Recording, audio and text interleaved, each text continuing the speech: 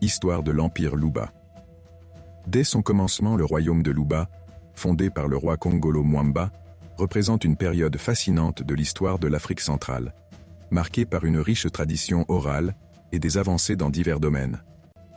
Les hommes de mémoire, membres du groupe Mboudié, ont joué un rôle crucial en préservant l'histoire et les coutumes du royaume, soulignant l'importance de la mémoire collective dans la culture Luba, dont Iloinga Mbidi et Iloinga Kalala sont des personnages incontournables.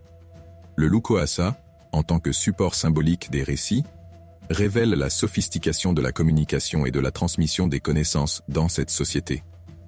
Les objets matériels utilisés pour représenter des événements et des personnages témoignent d'un système de pensée complexe.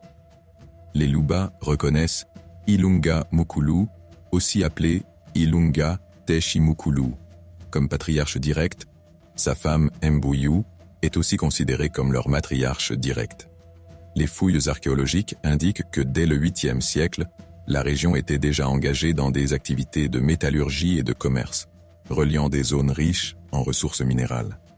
Ce réseau commercial favorisait non seulement l'économie locale, mais également les échanges avec des régions lointaines, témoignant d'une dynamique économique florissante. L'évolution du royaume vers un système féodal a permis une redistribution des ressources, consolidant ainsi le pouvoir des nobles. Le contrôle des ressources, telles que le sel et le cuivre, a renforcé leur position, leur permettant de dominer une grande partie de l'Afrique centrale. Cette période illustre comment les structures politiques et économiques ont façonné le développement et l'influence du royaume de Luba dans la région,